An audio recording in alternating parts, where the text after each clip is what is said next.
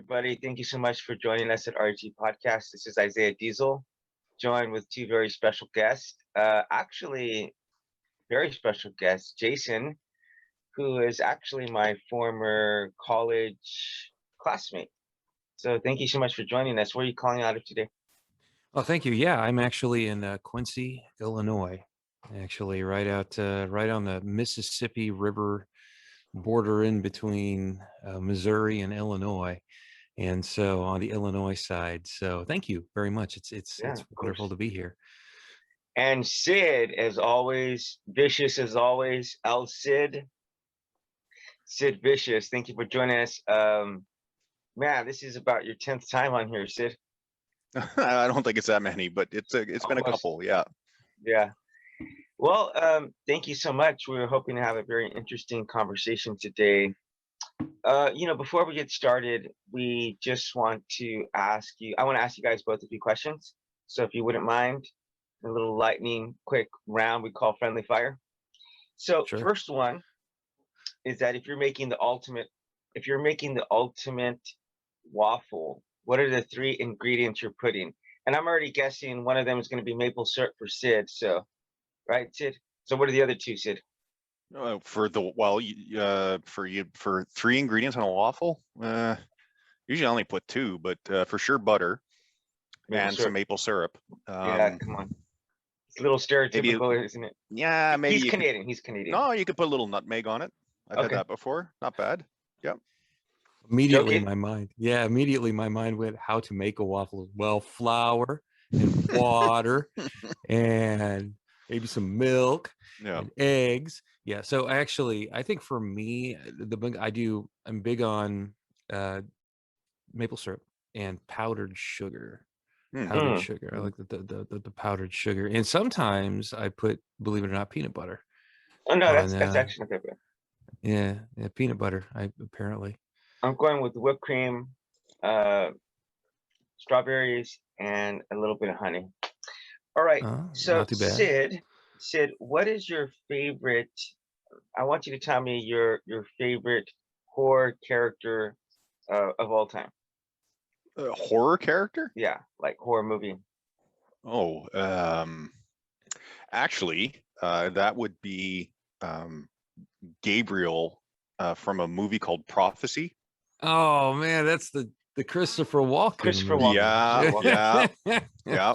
I mean, I don't know. That's amazing. That lots of people don't even know that movie, but and I mean, he was even better than who was the guy from Lord of the Rings that played the devil in that movie? Gollum? No. The actor, what's his name? Viggo Mortensen.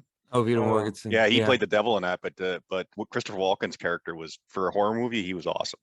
What about you, Jason?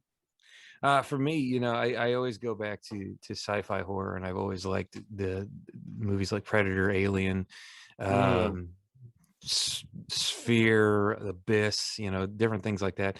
I think out of all of that, I think the Aliens, any Alien movie for me has really captured my imagination. I love the isolation horror. I think that is probably one of my favorites genre of horror. Hey, real quick, amazing story. So my girlfriend, actually the same girlfriend who I had when I was at Central Christian College at the Bible, she flew in to see me in California from Texas, and Sigourney Weaver was on her flight.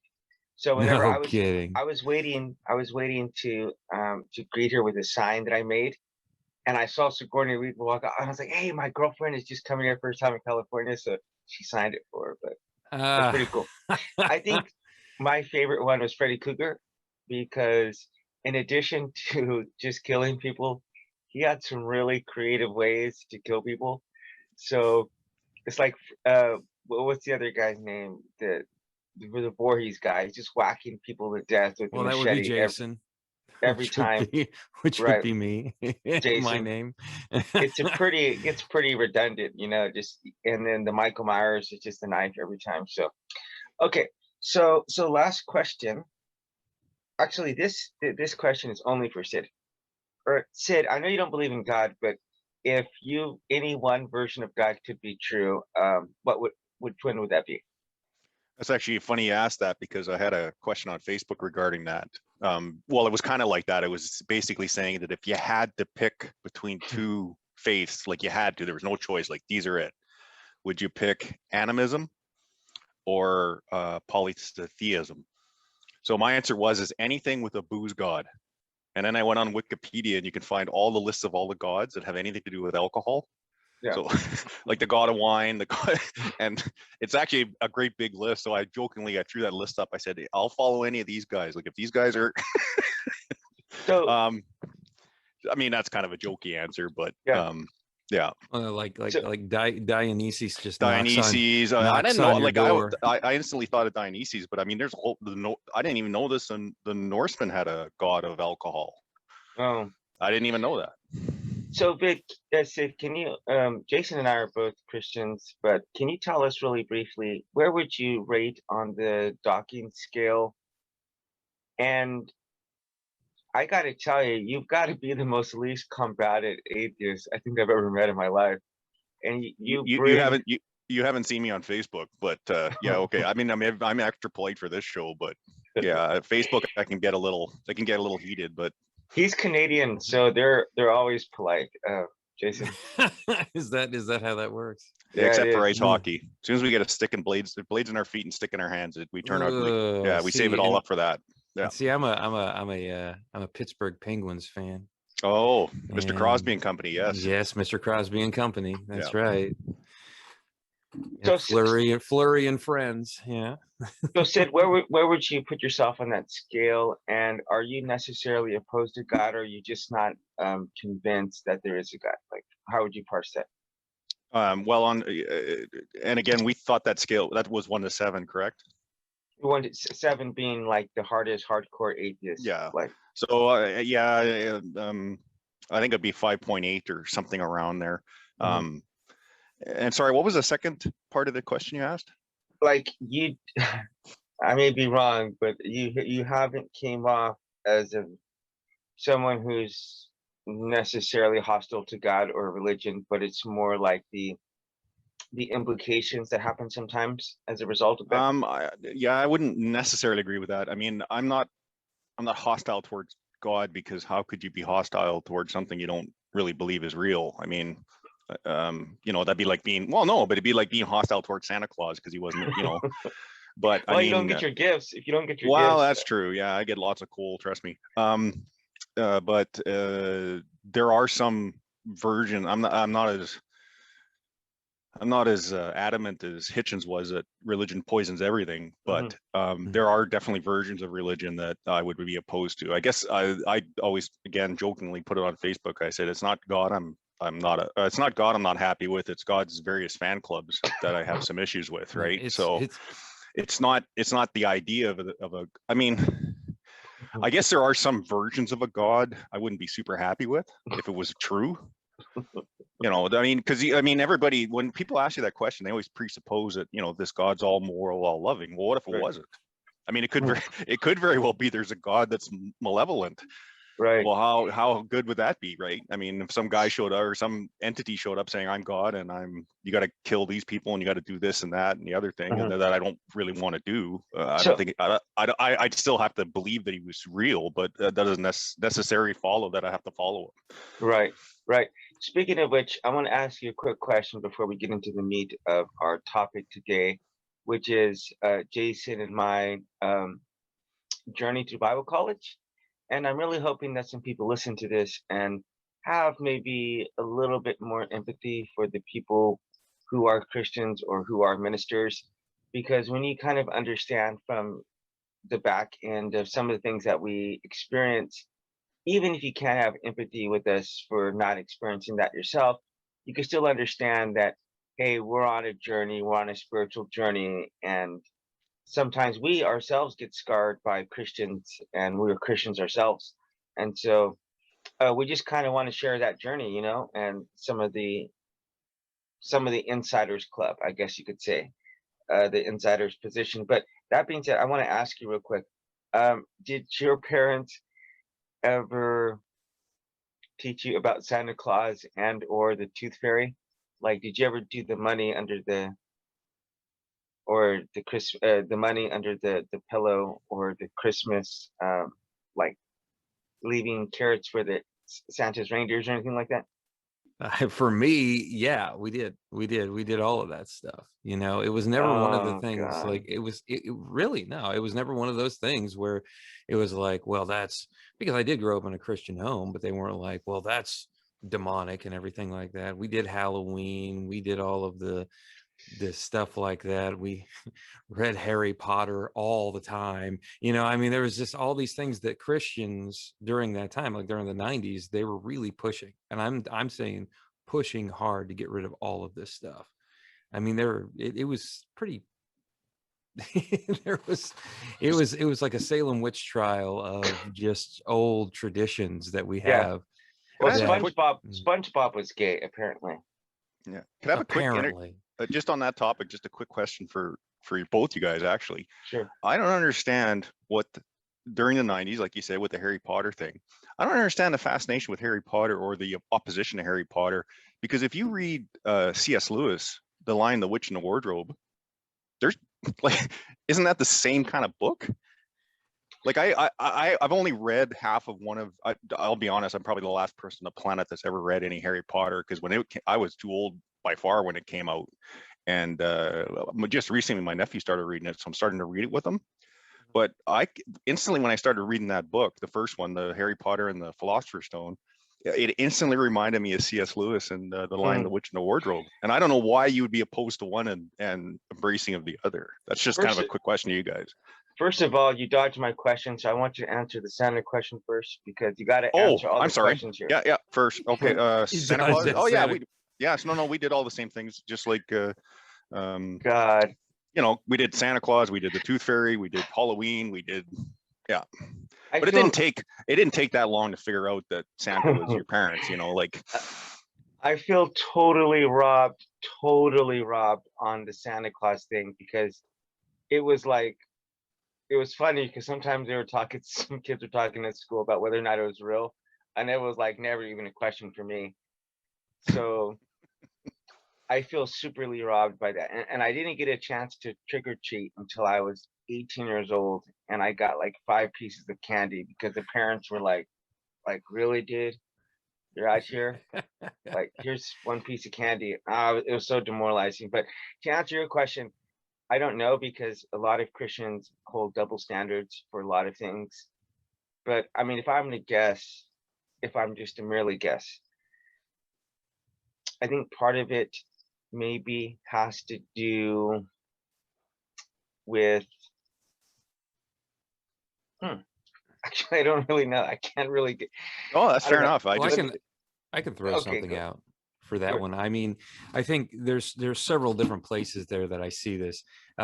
First off, a lot of people are looking at J.K. Rowling, and then they were looking at C.S. Lewis, and they're like, well, C.S. Lewis, you know, he was kind of converted to Catholicism, and he wrote Lion, the Witch, and the Wardrobe to be an allegory, to be a metaphor. And then they looked at Harry Potter, and they're like, well, she's just all about witchcraft. Yeah, but you know, if you actually look at the book itself and you read through Harry Potter, really Harry Potter is all about, and strike us dead, it's all about love. Yeah. I mean, really, that's and people were saying, well, you know, it's black magic, it's voodoo, it's terrible things. They were looking at the same thing, like Dungeons and Dragons as being like a gateway to Satanism activity to Satanism, because role playing is basically putting you in the role of some sort of magician or some sort of sorcerer and anything like that. But in the Bible, one of the things that people don't realize is that originally, when they were talking about sorcery, the original Greek word for sorcery is pharmacia, and that word literally means pharmaceuticals. Right. And so sorcery back in those days was huffing volcanic gases from, you know, the prophetess of Delphi hovering over these volcanic gases and just tripping for 24 hours a day and giving prophecy. You know, that was sorcery. And so what we equate to it now is, in quite honestly, isn't what they equated to it back then. And so I don't, you know. Yeah. So part of the R is having respect, and so I'm not going to try to BS an answer because sometimes I can try to take a guess, but I really don't know because that's actually a very valid question. But speaking of which, I want to tell you real quick my story, because I went to Bible college my freshman year. My mom armed me to go there. I became an atheist while I was there the last month, and then I wound up getting my associate's degree in history. And then to appease my mom, I wind up going back to try to find God. And so when I went there, I had a lot of hatred built up towards like conservative Christians. And Jason's gonna know what I'm talking about. I had all this left wing propaganda all over my room to like throw in the faces of everybody there. And so I kind of I'm like, I'm gonna own this, man. I'm gonna wear earrings. I'm gonna paint my toenails. I'm gonna wear, actually, it's ironically enough, I used to like steal my girlfriend's clothes and stuff and wear them. I used to take their like bright pink shirts and stuff. So anyway, but prior to, I do have something to tell you. Like prior to going there my second time, somebody told me this. They said, you're gonna go to Bible college and there's gonna be the same exact thing going on at any college, but it's just gonna be hidden, you know? And I didn't really accept that. I was like, no, I didn't believe that. But then when I went there, and I don't know if it's just kind of like a law of attraction, because like at the time I had a girlfriend, she lived in Texas, and you know, we're sleeping together, and I went there, and sometimes spring vacation I'd go home and you know, we'd be sleeping together. And you know, and I did a little bit of drinking, not a whole lot, but I still had all this stuff that I was going on in my life, pornography, all this other stuff, and I didn't have a relationship with God, with Jesus Christ. So, but I think the other people who had those kind of things, I don't know, just a matter of gravitation. You had like the really religious kids who who like goody two shoes, never do anything wrong, and then which I guess Jason was a part of, but then there's the other kids who are doing all the other stuff that was going on anywhere. And but I don't know, Jason, what was your did you go there 4 years, or I what went was your 4 years. Okay, so I remember, very well, Isaiah. I remember you coming to school, and for the propaganda, I remember the first time I went back to your room and saw that pride flag hanging up, and all the other stuff that you had in there, and I was really naive though. I think that as I grew up, and a little bit of my story is I was a military brat, moved all over the United States with my father and my mother. And my father was in the military, and everywhere we went to church, but it was all these different denominations. So I got all these different views of what a Christian is or what to believe. And when I got to be about a senior in high school, I wanted to go to college to become a botanist. I love plants, and I wanted to go and I wanted to do something in science. My parents looked at me and they said, "We won't have the money to send you to college." It's like, well, I don't know what to do. And well, you love God. Why not be in the ministry? You're really good at speaking and things like that. And so for the first little while, I was kind of coerced into going because they were offering tuition paid scholarships to that school at the time. And so I went, and as Isaiah was saying, I don't think I was goody two shoes as much as I was just, everything had to be just right. I was so incredibly hard on myself because I looked at all of the people that were there and I looked at godliness and I said to myself, this is the standard that I need to be. And so I was placing a lot of expectations on myself, a lot of expectations that I think were detrimental to my mental health and detrimental to really me. I was stressed out all the time. At the age of 21, I had a stroke. Really? And yeah, I don't know if you remember that. I had a stroke when I was a junior in college, and it took me out of What? commission for a little while. Yeah. Yeah, it was 2005. If you were there, I think you Yeah, were. I was definitely there. I had a stroke and took me out of commission for a while. Um, And you know what?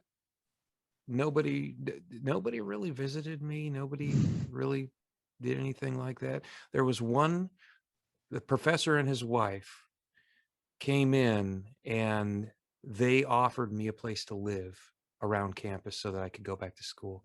And they actually nursed me back to health. My parents lived almost 300 miles away, and they showed me love by bringing me in. That was pretty much some of the only people that did. Wait, who was your It was Professor Sowers and his wife. Sowers? Do you remember them? Brenda, yeah, wonderful. Brenda and Brenda and David Sowers. Yep. So I got there like the second part of 05, so I'm not if it was the beginning. I got there in like the winter time, so I might not. That was right around the time that it would have been bad that I had it. So, but it was one of those things that I got knocked out of commission for a little while, and I started to realize that, you know, there's a lot of talk.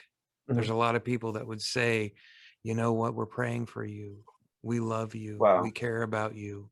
But aside from those people helping me, I didn't receive a lot of help. And I suffered from incredible anxiety after that. And it was around that time I met my now wife, Constance, there. And that was absolutely wonderful. But, you know, even then there was just, it seemed like when you think of Christians and you think of the love that Christians are supposed to have, like Jesus showed, I didn't see a whole lot of that. Right. And that followed me into the ministry. I carried that with me into the ministry, this almost negativity, and it hurt me. Yeah. And it really did. And so I understand what you're saying, Isaiah, that, you know, Bible college and everything like that, we were a bunch of young punks, you know. Yeah, we were a bunch of young punks. We didn't know what we were doing. Of course. No life experience. And after I got out, my wife and I struggled because we got married about a week after I graduated in 06. And my wife and I struggled. We really struggled because we had all of these ideas that what Christian ministers are supposed to be. Mm-hmm. And we lived in a glass house. You would not believe. People were scrutinizing our every movement, everything like that. It was horrible. And after we ministered in Oklahoma for a little while, I quit the ministry. I didn't give up on God. I quit the ministry. It's like you were saying, Sid, you know, I believe that there are people out there that do not believe in God at all. And then there's people that believe in him, but think he's just a jerk, you know, to believe in him and think, you know, come on. And then there are people like me, I believed in God, but I hated his kids. You know, like I had a really hard time for the longest time. I was so jaded. And it was that reality that the people are really, you know, the people are just people. Yeah. That really helped me to understand that when you're in the ministry or you're working with people in the ministry, that you're working with people that are flawed. They're flawed. Everybody's flawed. And then I look out at people that like the atheist or the Muslim or the Hindi or whoever that I meet, we're all flawed. And so it kind of opened my mind. It was like, we're all on the same level. Mm-hmm. I can't look at these people and say, you know, you're better than that person, or you're better than Sid or anything like that, because that wouldn't make any sense. Yeah, it makes zero sense. We're all flawed. Well, I forget. Oh, go ahead, Isaiah. No, sit. I want you in here. No, I was just going to say, I mean, I can't remember who said this, but somebody said the problem with Christianity is Christians, and the problem with Buddhism is Buddhists, and the problem with Islam is Muslims. And like you say, I mean, both you guys were saying how, you know, you get to the college and you kind of have this one expectation of what it's going to be, and then you wind up with a different experience. I mean, I think every person on the planet carries two sets of books. I mean, we all have kind of a built-in hypocrisy in a way, you know, that yeah, I can, and another old saying is don't watch what I say, watch what I do. So people's actions tend, like you were saying, when you were in a hospital and no one really came to visit. Well, I could sort of see the students not wanting to come to visit because everybody was young. And that would be awkward to have a young person with a stroke, and maybe they, I can't say, I don't know who you had as friends at the college. I know we had a girl that I graduated high school with, and 2 years later she had a massive stroke, like it totally disabled her. Wow. And me and my other buddy went to see her, but not a lot of our people from high school went to see her. And I think it was just because of our age and how awkward that would be. But as far as your professors, I mean, I'm surprised only one would come and visit you. It was one. Yeah, it really was. Because those people are adults. They should know that despite how awkward it is, you need support, right? Right. It was very, very difficult to see that. It just seemed like there was just an absolute lack. And, they worked with me with my credits and everything like that, but they were also giving me a time limit. They were like, well, you got to get back together in about 3 months. It's like, I had a stroke. Are you serious? Sid, Sid, actually, you had suffered a stroke. You were telling us about that before, right? Me? Or temporal lobe something? Oh yeah, no, I got diagnosed with temporal lobe episode. I went in for a bone marrow transplant in 2019. So they did some pre-checking before you go in for the transplant. And one of the conditions I had, which I didn't really know I had, was temporal lobe epilepsy. So yeah, the brain is an amazingly fragile organ. And I imagine yours was induced by stress, I'm assuming. Yeah, and also I have a blood condition that I didn't know about. There you go. I had a blood condition for the last 21 years that I was just growing and growing and growing, and it was just getting worse and worse and worse, and I never knew, and that would explain all the headaches I had, because I had a lot of headaches. Yeah. And so, yeah, it was that. And I'm glad that they found it, because they tested my kids out, and neither one of them have it, which is good, but it's a genetic disorder. Yeah. So I got a general question for you guys, and and I guess I guess I'm going to have to display my ignorance here, because as far as how ministries and churches are set up, and of course it's all, obviously the Catholic Church is set up way different than Protestant churches, and then different Protestant denominations, I imagine, have their own systems. But is it kind of like a credential thing to go to Bible college to become a minister? Is that why people go? Like, it shows that you can get a job at a church, or not I don't know if jobs are, I would imagine being a minister is not like a regular job. Like, I went to college for a technical diploma to become a technician. Right. So in order to do the job I wanted to do, you'd have to have, say, you went to this school, you took this many years of your studies, so you know what you're doing when you come to work here. So is that what basically Bible college is for a vocational credential? Yes and no. Okay. That is a yes and no. Some people, their parents want to send them there for 1 year after they graduate high school, or 1 or 2 years, just so that they learn about the Bible. But and so they don't have any plans to pursue it further. I met plenty of kids like that. Technically speaking, you don't need a degree, to be a minister. If you think about the life of Jesus Christ, he wouldn't have had a formal training, and he was calling people who were like fishermen, so they wouldn't have had any formal training. So it doesn't really make sense to absolutely require every person to have a degree. But I mean, if you want to make, decent money, or the big size church, you're going to definitely need like a MDiv, which is like a Master of Divinity, which I think he has. I have it, but I can completely be honest with you. I don't have the best pay in the world, and that's what you're going to run into with the ministry. See, the reason that a lot of these churches would ask for people to be ministered is because they wanted to make sure that people were being educated on the Bible and the correct doctrine. Now, the problem that you run into, though, is there are a lot of different interpretations that different schools of thought bring in. Like, you have different denominational schools. You have Christian college schools. You have Baptist schools. You have Episcopal, and you have all of these different Catholic, education and everything like that.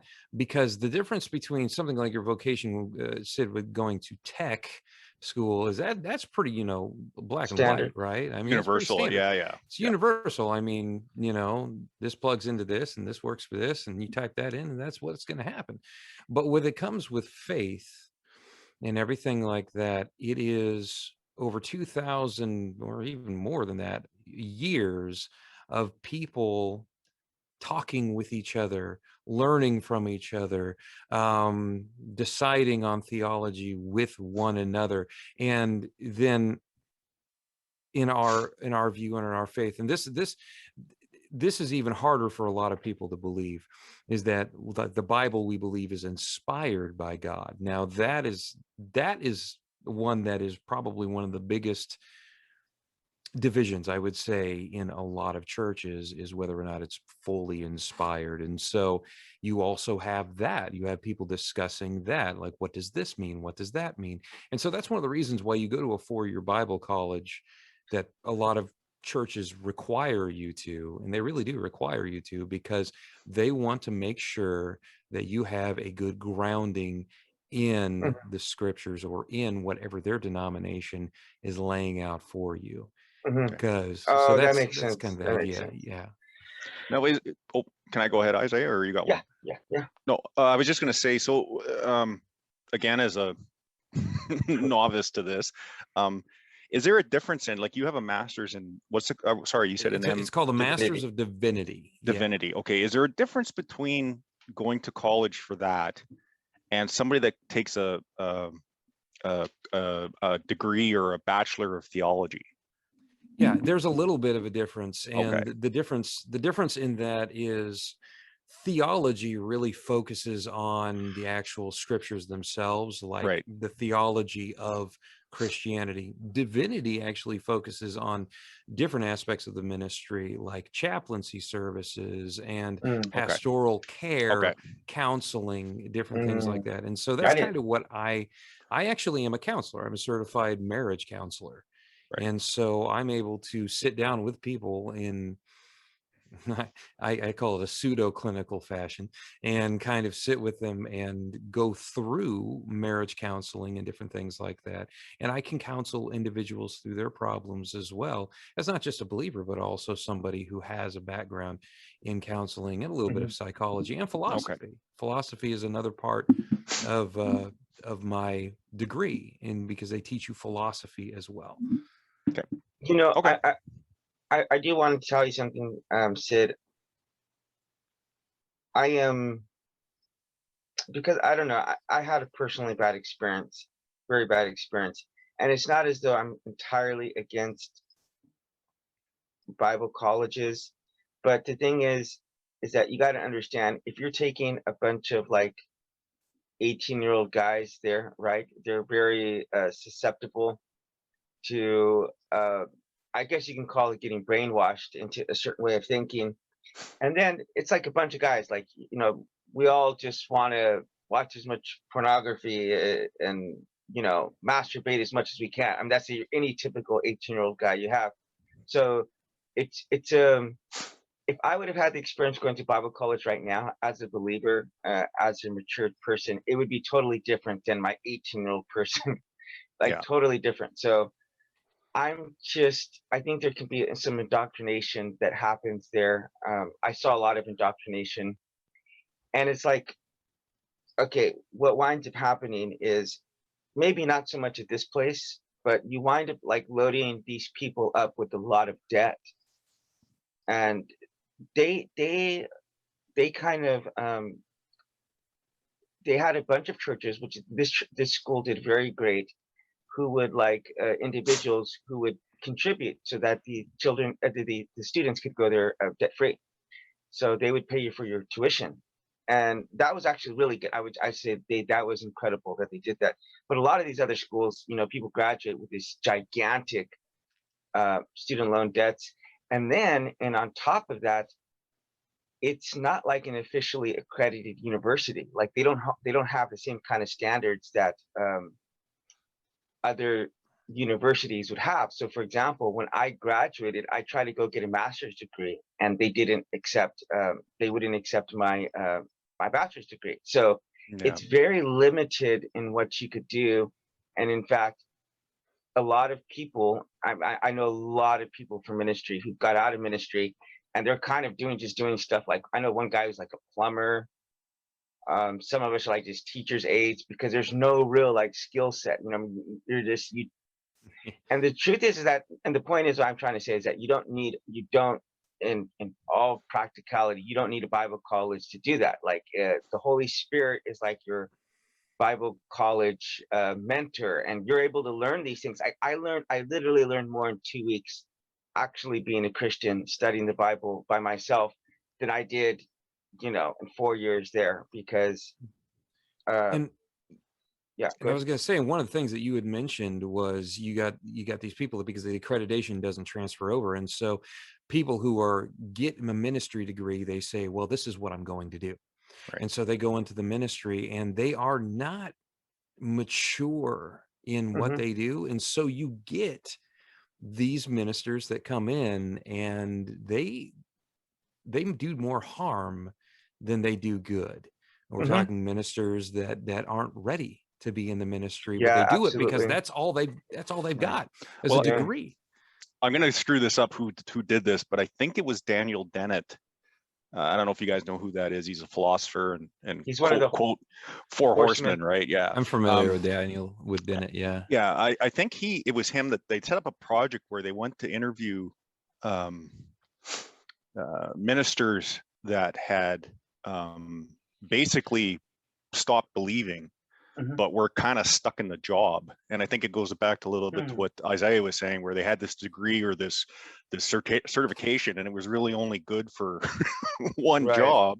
Right. And then they were in the job, and it was like, well, I don't believe this anymore, but I'm good at this. I can talk in front of people, and I can give, I can give marriage counseling. I can do X, Y, and Z, but I'm kind of stuck in the job, right? Do you guys know if anybody that was like that or is like that? Or you don't have to give names, but okay. Me. I became an atheist after that experience because I was so traumatized by it again. So I became an atheist on 2 different occasions. The first time it was because of politics. I went there and they were saying like, you can't be a Democrat and be a Christian. And like my mom was a Democrat and a Christian. I'm like, you guys have never met my mom. How would you even parse that? You know what I mean? You have no idea who my mom is. So that, of course, made me become very angry about it. That's why I was so left-wing. I wasn't even interested in politics prior to that. So, and then after that, it was a different experience there because they had this, okay, if you don't believe theologically everything you do, you are an absolute idiot and you're probably going to go to hell. So you guys just need to think the way that we think. They're fundamentalists. I mean, that's what it was. Yeah. And that's not all Christians now, but that's definitely some. But hold on. But after I graduated and I came to South Korea, I look back at this stage in my life with so much regret because I saw an opening for a preacher, and I'm like, well, I know all the scriptures. I know I certainly could stand up, and no one's going to know the difference about me, anyone else. But I'm like, I can make the money, but I still had a girlfriend who I was sleeping with, and still getting drunk and stuff. And as I said, it was strictly a monetary thing that I needed the money to do, but if I could go back, I'd change it. But at the end of the day, it plays a huge part in my conversion story. So maybe I wouldn't change it because it's given me appreciation for my faith, like a lot more than most people have, I think. Yeah. And for me, I do know a few people that are like that. They won't admit it. They won't admit it, but we are also under the idea that by your fruit, by what you bear in your life, and everybody does. Everybody will say, well, I believe this, or I'm all about this, but their actions will actually say something else. That is exactly what I see with several individuals. And it is a very, very difficult thing to watch. I feel like many of our institutions, our Christian institutions, set up our young people for failure, because what they do is they create kind of a one-trick pony, and that creates a problem, because when they get out, they still don't have the life skills beyond the ministry. Like the friend that you were mentioning who's a plumber, and I think I know exactly who that is. Curtis. And it is Curtis. And he, he's kind of very, very much a similar way of the things that had happened in his life. And what he ended up doing was he was like, well, I can't really do much with this. And so he went into a trade school, and now he's a plumber, and he's becoming a master plumber for that. He's a good guy. Yeah, he really is. But he started doing that well within his 30s, Yeah. And that's tough for kids. Yeah. So a lot of kids, I would say too, whether as adults, they're either not religious, or they're just like flat out atheists, or some of them are even in like full on out like homosexual marriages, Sid, because a lot of these guys I knew, and I was, they'd see me with my toenails painted, and so they naturally like saw me as a safe person there, and the gay rights flag that I had. So, but they were being told that you guys are the worst people like on this planet. So they like never dealt with this side. They like cowered in fear, and as a result of that, I mean, they wind up leaving the faith as well. So a lot of trying to kill themselves. Yeah, literally, one of the guys tried to kill himself, and they just kicked him out. So that was our administration's policy was like, if you were to ever to get drunk, you just get kicked out. There was a girl that was sleeping around with like half the guys in the campus. I swear, it's just like dude just going around with every guy. Not me. Not me. And like someone's on the no-fly list. I see. Yeah. There was a no-fly list. Yeah. So she got caught. I mean, she was openly bragging about this promiscuity, and she got caught. And that is like such a disturbing thing if someone's doing that. Like someone like that really needs help, And I found out later on she had some childhood trauma and stuff issues that was causing her to behave like that. But rather than trying to deal with her, rather than trying to get her the help, like again, the administrative's response was just kick everybody out. Just boom. You have these. If you have doubts or whatever, like it just. I know that's one of the questions you have, right? About if you have. Well, doubts. I was just going to ask that, but maybe it's almost a redundant question. But were you guys encouraged to ask? Like, I'm taking it people weren't encouraged to ask tough questions, or were they allowed to, or were you allowed to express some doubt in some of the classes, or could you push at the professors on certain things, or? I guess that's a no. I don't know. Well, they would say it's a yes, but they would. It was almost like this unwritten rule with certain professors that, and keep in mind now, this is a fundamentalist college. This is not all Christian colleges, but their thing was that if you're asking questions and everything like that, then you already believe that. You come in with these different questions. One of the big ones that a lot of people were fighting against, and I think that this is a very petty argument. I think this is petty, and it caused so much division among many of the people, was the idea of baptism. Whether baptism is necessary for a person to be saved or it is not. In the school that we went to, they believed it was. Okay, even though within scriptures it was somewhat ambiguous whether or not it was or not. And so you would have people come in and they would ask questions about baptism, because them going to church, it was not anything that they needed to do to be saved. All they needed to do was believe, right?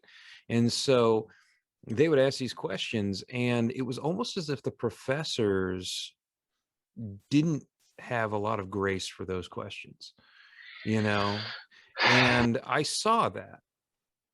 And that's one of the reasons why, even though I didn't really believe that myself, I told everybody I did, because I didn't want to be singled out. I had to actually compromise my own feelings on certain things that I understood as truth in order to be accepted in that school. And that was really hard. And I think a lot of people were doing that too, because there was a lot of deception going on with what people really believe and understand. Well, I wouldn't have done well there then, because I argued with all my professors at school. So, and you probably could, because it was, you know, in many like liberal arts colleges, which this is not one of those. In many of those types of colleges, they have open debate. They have an open policy to ask questions, because that isn't that part of learning. Right. Isn't that part of learning? But there was this underlying. Not in Korea. No, not in Korea, really. You're just not. Confucianism is like, you don't ask your teachers questions, like not even a question, like you just sit there and listen to them. It's part of the respect of the order in Confucianism. So everyone assumes that Asian people are like super smart, and they're not. Like, they're not critically they can memorize they'll sit down and memorize something for 10 hours, but if you ask them a critical thinking question, like they cannot answer it, you know. So it's very similar, I think, to the Bible college experience, because there's just not a lot of critical thinking. And that's hard to do. Let me tell you this, it's hard to do when your professors are making it sound like they're like like representative gods themselves, like they just have all of the answers. And if you don't believe in it, you're a fool, and you probably should question your salvation. And that's what I got from there. That's what I took from there. I never bought into the whole baptism or the other kind of stuff that they were teaching, because I had gotten a degree in history, and I had already understood logic and argument and rhetoric prior to going into the second time. The first time I knew absolutely nothing there. So I was able to analyze the stuff they were saying. I'm like, this just does not line up, guys. Like for example, just take that one issue alone, right? If you understand the Bible, you'll understand you could do 100% right on the outside in the eyes of God, and still your heart be 100% opposite of his. You know, if you're just doing this stuff to try to make yourself feel better, or to try to earn your salvation, if that's what you're trying to do and you're trying to one up people, then your motivation is completely wrong. So it seems to me they didn't understand that basic concept, that it's not a matter of getting dunked into some water. It's a matter of having your heart changed, you know? And you know what I mean? Nope, go ahead. And for all the times that I had seen people do that incorrectly, where they were really pushing that, you know, we could harp on Bible college. I think one of the things that it did for me in a positive aspect was it did encourage me actually to critically think, because through the professors and everything like that, they were kind of saying this is what it is and all that. Other students were like, you know what? Why not ask a question? Why not ask questions? Other students were helping me to kind of get out of the whole, this is the way it is, the way it is, the way it is kind of thing, to kind of open up my mind to different things. Like, I would not have pursued other things like philosophy and different things like that if it wasn't for other students challenging the idea of what the professors were saying, and whether or not that was the right way or not, you know? And so it really did. I think a lot of it challenged me in a very good way. It challenged me to be able to improve upon myself and improve upon my critical thinking and my logic, and to ask questions despite the fact I wasn't allowed to, even though they said I was. But you know, I'm not sure that's totally a Bible college phenomenon, because when I was in college, I mean, because again, when I went to college, it was I took a year off after high school, and I went to college, and I was going to be a nurse, because my buddy went in. I didn't know what to do, so my buddy was going in to be a nurse, and my mom had been a nurse, and my mom said, my mom said, you know what, nurse, especially a male nurse, you can always get a job. Like they'll always hire a male nurse, and nursing in general, you can always find a job. There's always somewhere, wherever you move, there's always good work. And she said you could do that till you found something you wanted to do. So I took me and my buddy went, we took all and you had to take a bunch of prerequisites for nursing. One of them was biology. So we're in the classroom and this teacher's going on and on about some enzyme, something in the Krebs cycle of the cell. And it was just like, I understood each word was English, but when you strung all those words together in the 2 paragraphs he was talking about, it was just, so and I'm looking around and people are kind of nodding and writing notes. And I'm thinking, well, I must be an idiot.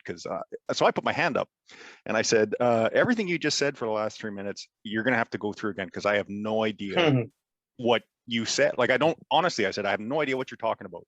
So there's some snickering in the class, right? So I'm sitting there, and then he's kind of looking at me. He says, yeah, okay. So he kind of went in a different way, and you could see light bulbs going off above people's heads. Mm-hmm. So after the class, somebody said to me, well, one of the persons that did get it on the first try said to me, why would you embarrass? I said, what, embarrass? I said, I'm paying for this. Why would I sit in a classroom and have the teacher go through something that I'm paying him for to teach me, and I don't know what he's teaching me? But I don't think that's something unique to you guys' schooling experience. I think in schooling in general, young students are afraid to confront older people and challenge them. I think that's just human nature, my thing.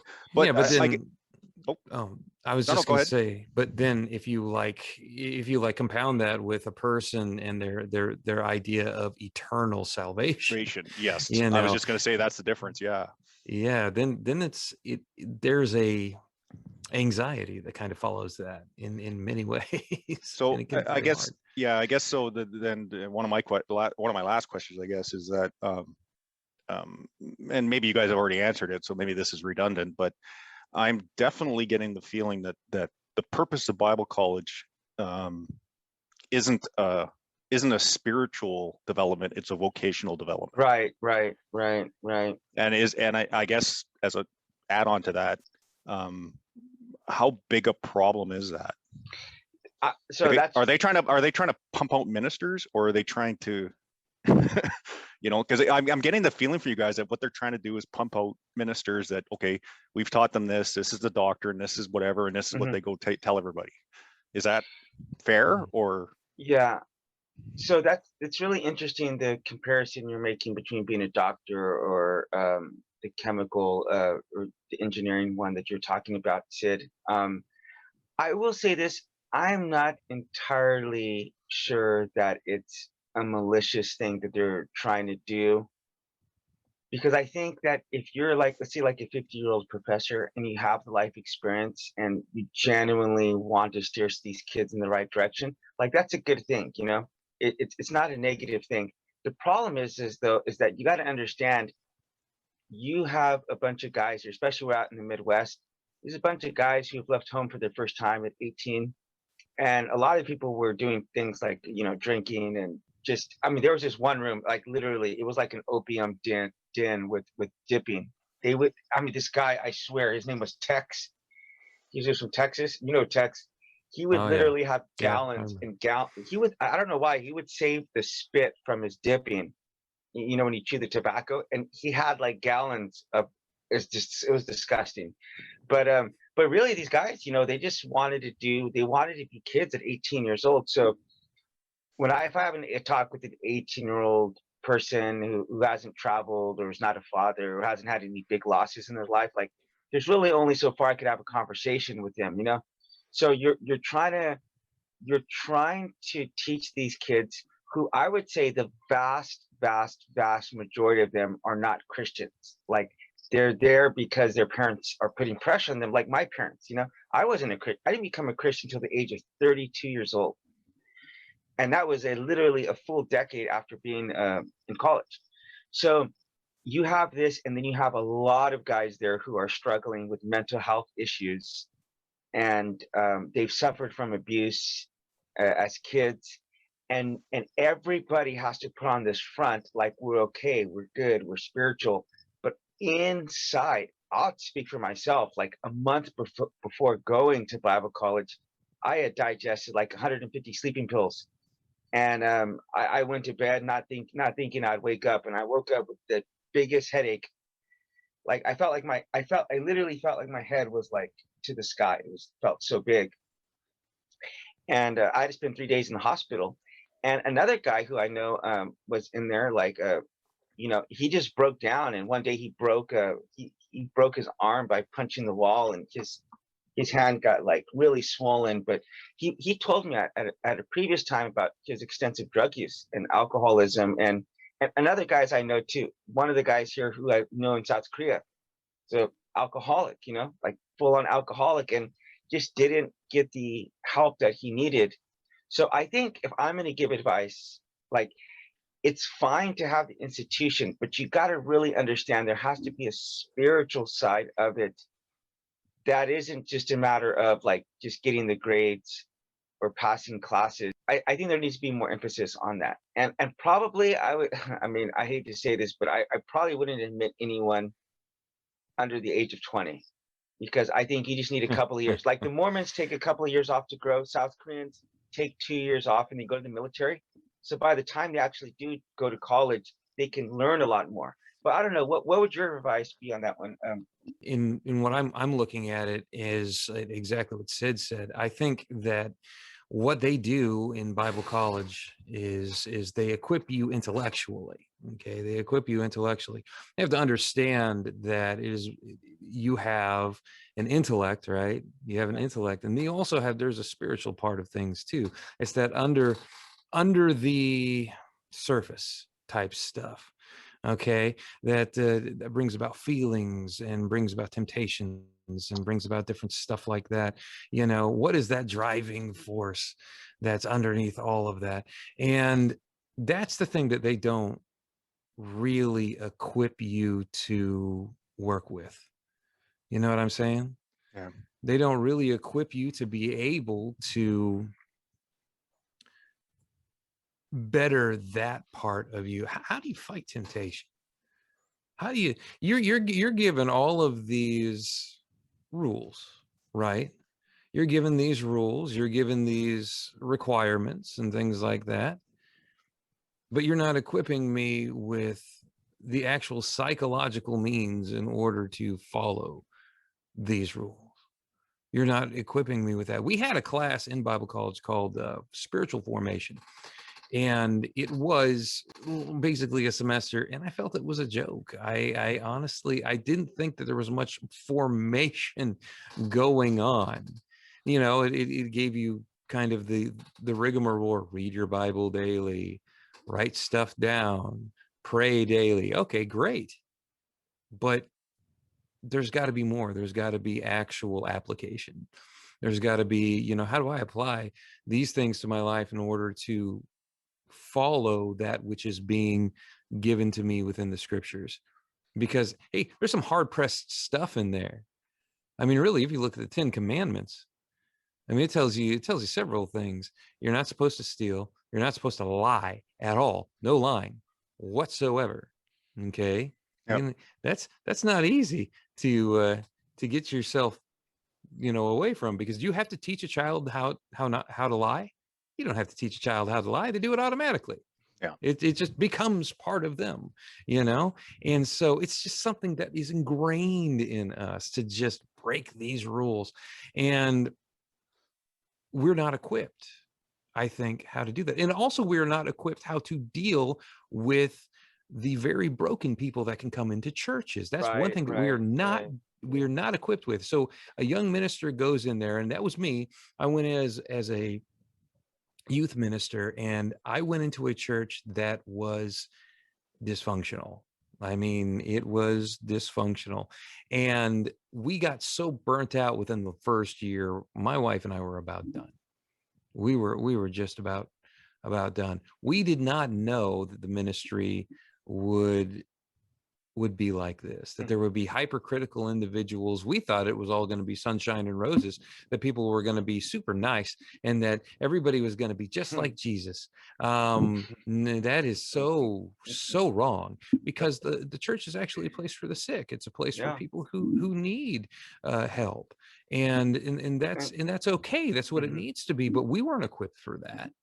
at all. Yeah, I was just going to say, because if you weren't encouraged to ask any questions or question anything in school, when you got to the church, how'd you deal with people that, like an 18-year-old kid come up, start asking all these critical questions, or like somebody that had a bunch of doubting questions? How if you weren't trained in that mindset, how would you deal with that?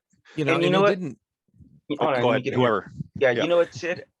I think, and I got a question for you afterwards, joking, but Sid, so I think a lot of people aren't comfortable with giving an I don't know answer.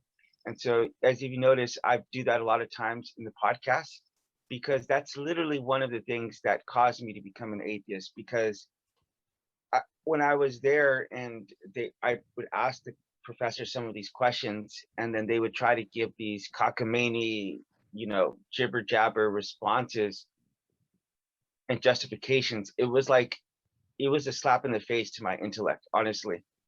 So we need to be, I think, if we have a humility that says that we don't know the answers to all of these questions, it's better to not give a response than to give just a bad response. Bad one, So, and then the other thing too is that if you're being raised in an environment where you see people who are getting kicked out, who messed up, one, it tells you to cower in fear of whatever's going on in your own life. But two, you think that this is a legitimate way to deal with people who have hangups, who have issues, who might be struggling with same-sex attraction or alcoholism or depression or whatever it might be, So I think seeing the administration deal with people like that, you'll understand why Christians become so judgmental, why they do so much hypocrisy, because you're hiding and you're cowering in fear that people are going to find out about you, Whereas opposed, if you just bring it out to the open and deal with it, it's a lot more of a healthy way to deal with things, And we say it all the time. The truth will set you free, right? I mean, that's one of the mantras that we put in to believing in God. But the thing is, practicing it, and that's one of the things that we do within the faith, is to confess to one another. That is not done very often. But there's a reason that it should be, because things that are done in secret have more power against you. If you're doing something in a secret, if you're having an affair in secret, it's going to continue to have power over you. Just as a side question to that, I don't want to put you guys on the spot, but do you think that's one advantage that maybe Catholicism has over other denominations, is the fact that they do have a confession? I would say no. I'm going to say no, because the way that, if your solution is to go say a bunch of prayers to undo your sins and just cross your feet, that. But do you think that's what? Because I was thinking it would be more the catharsis of telling, Justin was just saying, you're telling somebody something that's no longer a secret. It's not something you're keeping inside. It's not so much the just passing it off with a couple prayers and you're all A-okay. I was just thinking on a psychological level, just the catharsis of just putting that every week you can go in and talk to the one person anyway and say to him, geez, I've been having an affair. And I finally got that off my chest, and that feels better. That's the kind of the angle I'm asking that question in. Okay, that's a good one. I'm not talking about the Hail Marys and everything's fine. I'm talking about the actual just getting that out there to someone. What do you think? Yeah, go ahead. Yeah, well, you got two different levels of this. You've got the cathartic part, which is actually very, very healthy. Which that is actually, we're taught to confess even in Protestantism. Just not necessarily to a priest, because we don't have priests. Right. Okay, but then there's a theological level to it too, and that's where the division happens. Is that is actually a part of a sacrament.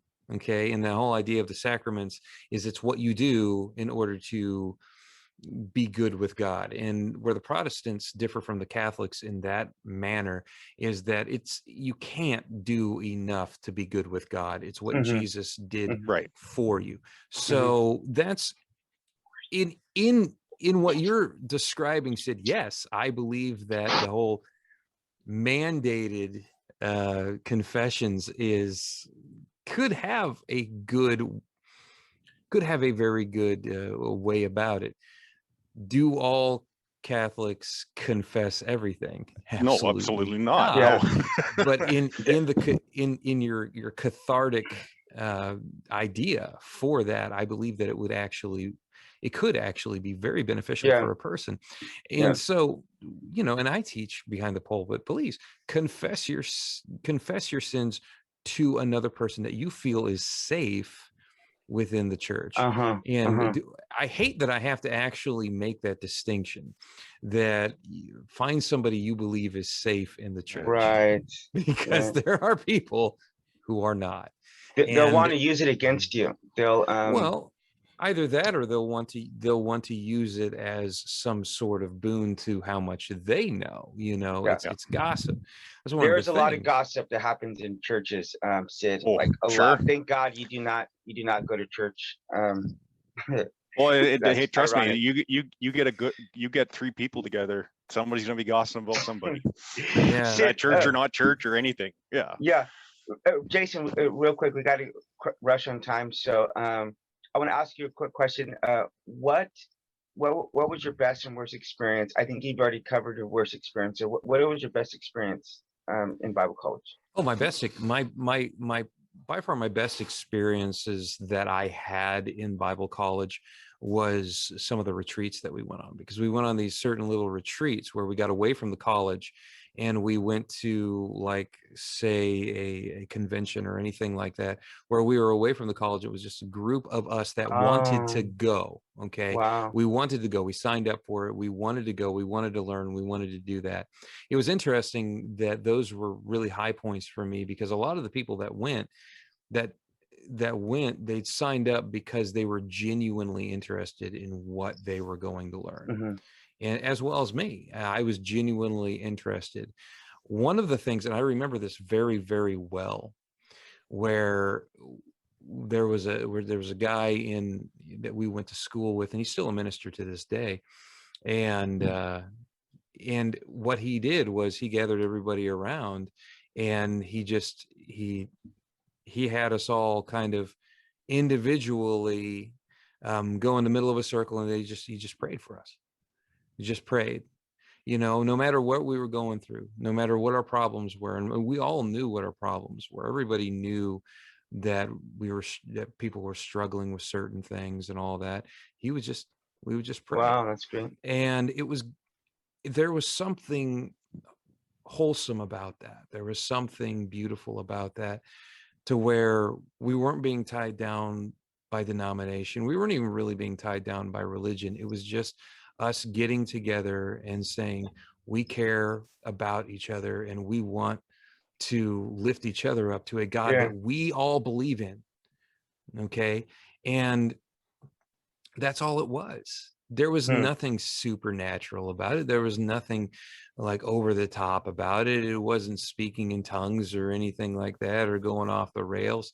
It was just prayer. And that simplicity was so nice to have that. And I think that's something that a lot of churches are missing, is that communion, that prayer, because that's what communion is. It is getting together under one accord, under one mind. And I think, Sid, you had mentioned that the god of booze.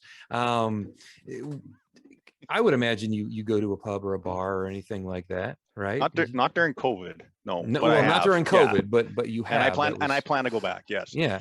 So let me ask you a question about bars. Why do you like going to bars? I mean, you could drink at home, right? Why do you like going to a bar? And I have an occasion drank by myself. Sure. A glass of wine while reading a book or something. I imagine the same reason people like to go to church. If I go to a pub, I can meet some new people, but I do have some friends that I can go to a pub with. Generally, it's a social thing. You go to a pub to socialize. You sit there, you have a beer. I don't go to bars where there's loud music. I'm beyond that because of my age. But I like to sit and chat and either go with friends or meet some friends there or meet some new people. So basically, it's socializing. It is, and that's so important. And I think churches have also lost that. in many ways. And, you know, crucify the pastor for saying this, but sometimes I think churches should be more like bars, maybe not in the drinking aspect, but in the social aspect of, you know what, we're here, we're together, we're camaraderie, you know.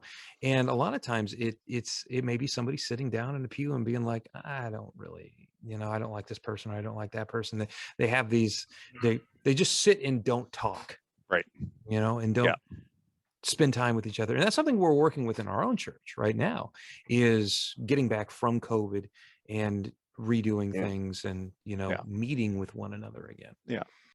If you guys could go back again to like, and Isaiah mentioned something about, you know, maybe you wouldn't allow people under 20 to go, but if you guys were your age and you had this calling, would that be a good place to go? Or would you rather just, hey, I can read the Bible, I can figure this all out, and I'll go start a ministry somewhere? I would take up on layperson ministry, which is a little bit different. Basically, just to kind of explain what that is that is not an actual institution. That is people who have been in the ministry or currently in the ministry mentoring you. And that's how I would do it, because they're active in the ministry. A lot of these professors hadn't been in the ministry for years. I mean, at least pastoral ministry. And so that's the way I would go about it. So I want to tell a quick story about one of the most amazing things that happened to me. Jared Busby actually is my best friend. I actually paid for him to come here to South Korea to come visit me. But the first time, because I have some world religions tattooed on my body. So like the very first time we met, we're naked in the shower, and he walks up to me and he goes, "Yeah, I don't think you're a Christian."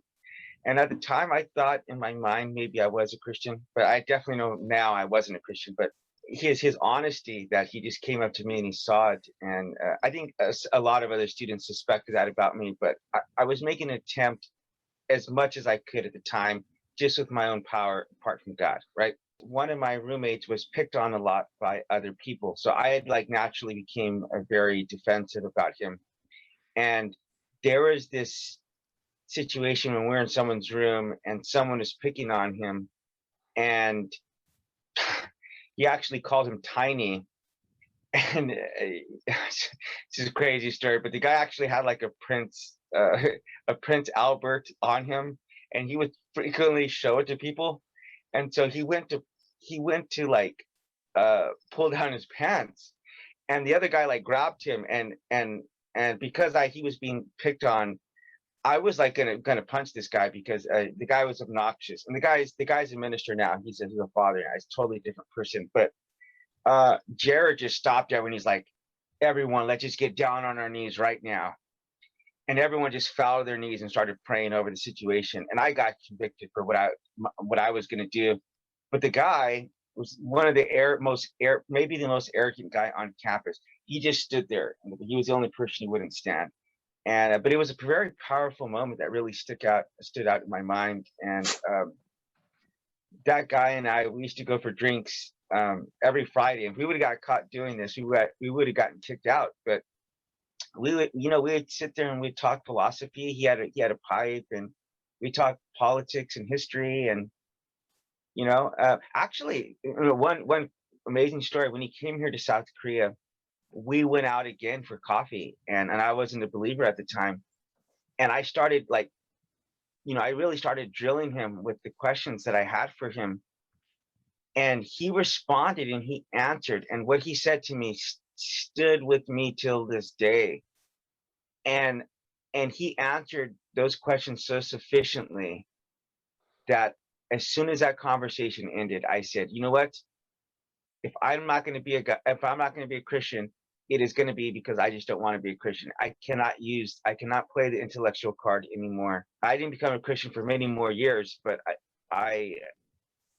he had effectively cut off my resistance right at the knees. And so I was just kind of like in a rebellious stage. But do you think that Bible college is actually biblical?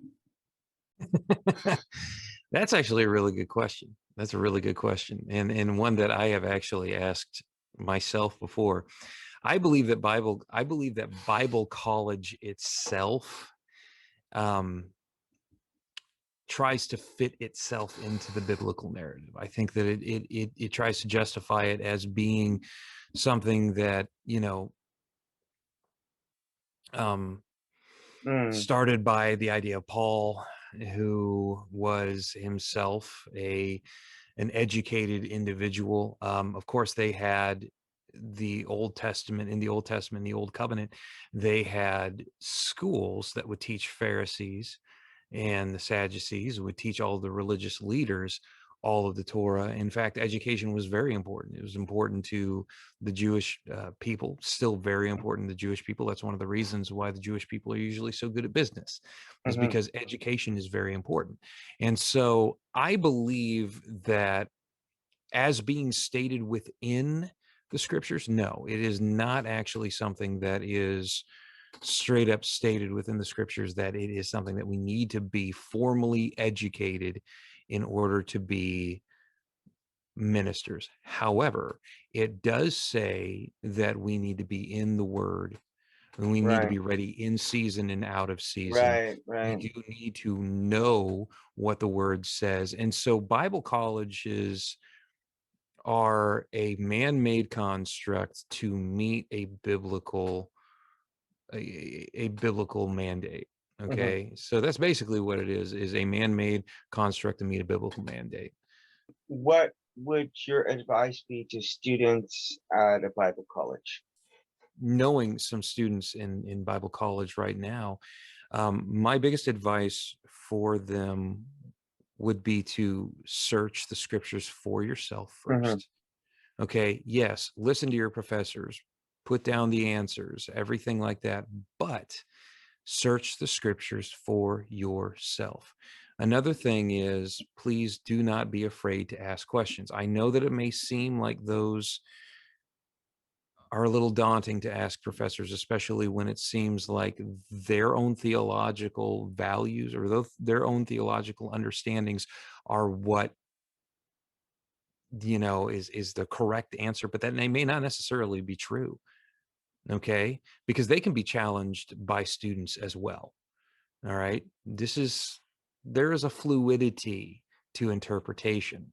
Even though there is one interpretation, we are humans, and so we need to be able to continue to search, because that's what I mean, and that's also mandated within the scriptures, is to search your own hearts. And that would be another thing that I would say, is search yourself. Do you really want to do this? Do you really want to spend your life in the ministry? If you do not want to, then it's probably good for you to go somewhere else, because they will equip you better to spend it somewhere else. Okay. Not everybody would agree with me on that. Everybody would, well, you need to get your biblical foundation first. Okay. Well, yes, but you would be piling on debt just to get a foundation, when you could get a foundation within a church. You could. Right. So there'd be three things. One is, I would say, drop out. Two, if you're under, drop out unless you're over like 20, preferably 25, maybe a little bit older, and don't rely on it as your number one thing to go to. So look into some other kind of trade that you might want to do along the way, such as whether it's plumbing or maybe learning computer designers. And I have heard of some Bible colleges who actually do that, so that they might have something to rely on. See, three is really question the scriptures and your teachers based on the scripture, not what the teachers are telling you.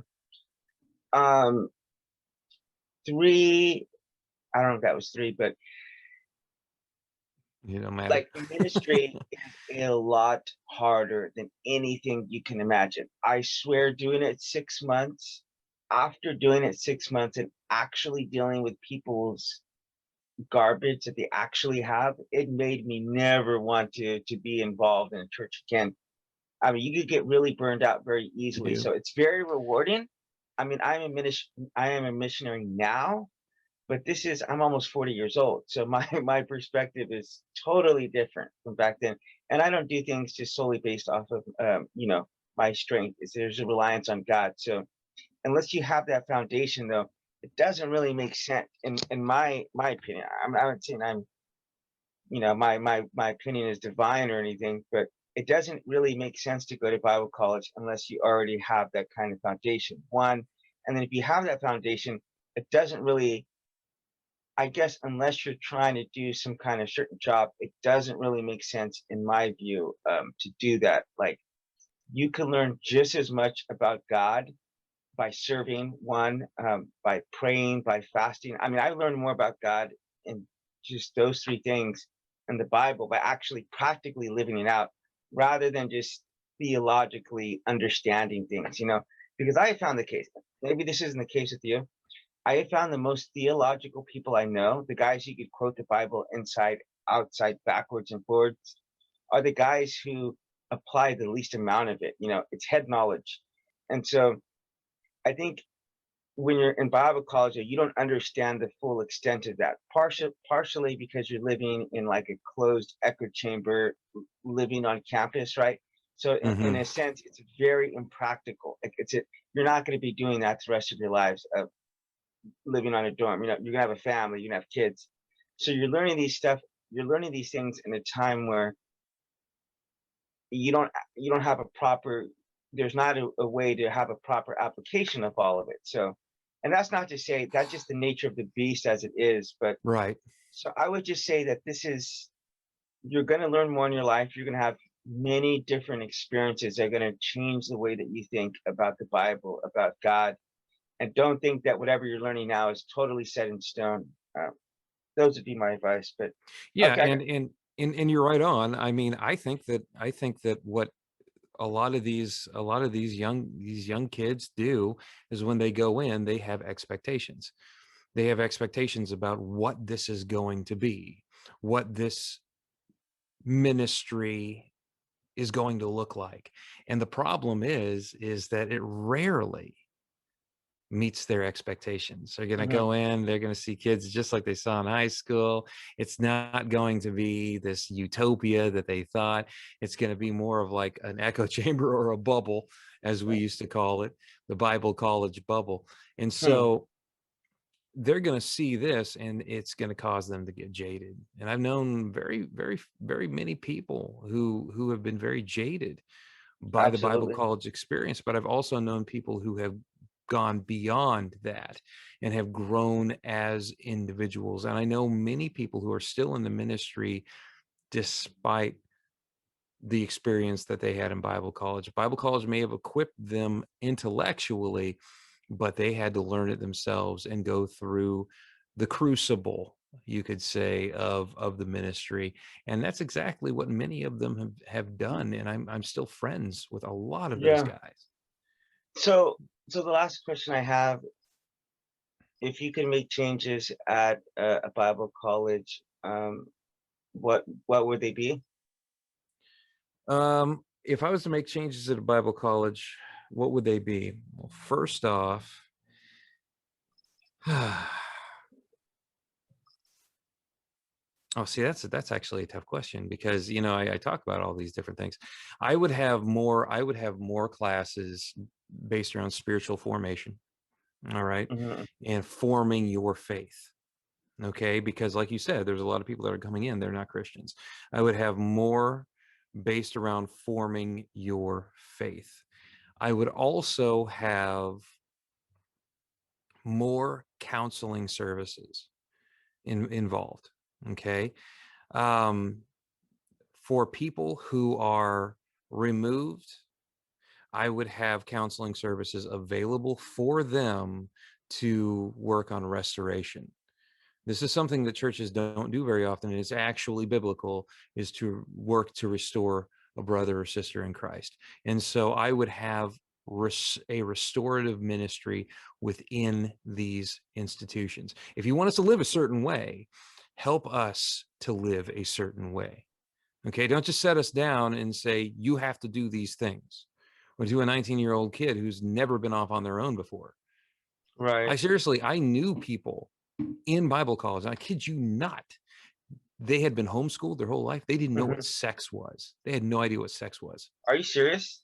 Serious, dead serious. I know one girl who's married now and has multiple children, but she had no idea who sex was, what sex was at all, what the practice of it was. I kid you not that she was homeschooled. I have a hard time to believe that, but okay. But it's true, and she learned about it in Bible college. Interesting. From girls in the dorm. That is very interesting. Kid you not. So the changes I would make, one, and I hate to overly emphasize this, but I literally would not allow anyone to come in who was like under the age of 20, because I think you just need, out of high school, you need a couple of years of just some practical life experience before some of the stuff is even going to register. Like I can tell you, I don't think I learned a single thing my freshman year, like next to nothing. So I've seen that work as far as with South Korea, with the government, mandating the kids go to, military service. And then with the Mormons, who they turn 18, they go out and do these 2 years of missions. Mm-hmm. And the Mormons are some pretty well-rounded people, They might have a little bit of whacked out beliefs, but if you get to know them on a personal level, like, they're pretty decent. They're pretty decent people. Not, of course, there's not exceptions everywhere, but so I think that in combination with like counseling readily available to deal with the traumas that people have been dealing with, that they swept under the rug and just chosen not to address, like that I did. And so that maybe even mandating it for the students there to get the counseling, and just some smaller groups to where guys could be open about what they were going through. I know a lot of guys there were struggling with pornography addiction. My pornography addiction started whenever I was 7 years old, and went right up to the age of 32 when I became a believer, and the Lord healed me from that. So I would say, if you're taking the stigma off, and this is something I can tell you that I just know this, like if you deal with things, and they tell you in counseling, when I got counseling, they told me, you're only as sick as your secrets. Okay. So the more you can deal with things. That's fantastic. Yeah, I certainly didn't make that up. So, but you know what, with the confession thing that Sid was talking about, thank you for that, Sid. One of the things that they told us in the counseling is that we have a natural reluctance to talk about the things that we've done. So if you were told, like, you have to cut off your finger, you might be able to do it, but there is like a natural resistance you're going to have to harm yourself like that. So when you take down the erected version of you that you have of yourself, that's not accurate, that's like a holographic version of yourself, that requires like a form of suicide. Okay, you have to destroy this other fleshly person of yourself, and to become a new person, because you can't just become a new person without getting rid of that old person. So there's a natural reluctance we have to talk about things that we've done. I remember when I got counseling and they did a triage about me, and they asked me about my behavior, I could not believe how horrible the thing sounded that I did when I was verbalizing it, So one of the things that the counselors did was they would have us do art therapy to draw whatever was holding us back. And I didn't want to do it because I thought it felt very childish. Like I kind of felt patronized, but after doing it, I found it was totally helpful to me. It was totally helpful to me to take off that reluctancy, and just because she said how to do with words, like there can be a reluctancy with words, but whenever you take that out, you can have a more natural flowing, thought. So, but I do think that being able to freely discuss things, or faults or flaws inside of there, like we need to have that skill to take out to the real world. So if you knew the kind of stuff that most people were doing in closed doors, it's pretty disturbing. Or what's going on in people's minds, what goes on in my mind on a daily basis is absolutely horrible. And but it's gotten a lot better, and being able to confess stuff to things to people has really helped me in that. If you're in a Bible college and you got to go through it, seek God, like don't seek God over grades. There was this kind of like running joke. Sometimes you would see someone with their Bible open and you'd be like, well, what book are you, what class are you studying for? And sometimes you just hear guys saying, I'm just trying to learn about God. Hello, everybody. This is Christopher Walken, and we want to thank you for being a part of this podcast today. Please hit that subscribe button so that you can see more of our material later on. So thank you very much. And for Isaiah and Sid, you guys are great. I really appreciate everything that you're doing, and have a fantastic day, everybody. And this is Kermit, just reminding you that you do need to subscribe, because if you don't, then you're probably going to miss a lot of really good information for you to use in your life. So have a fantastic day, everybody. Heidi ho.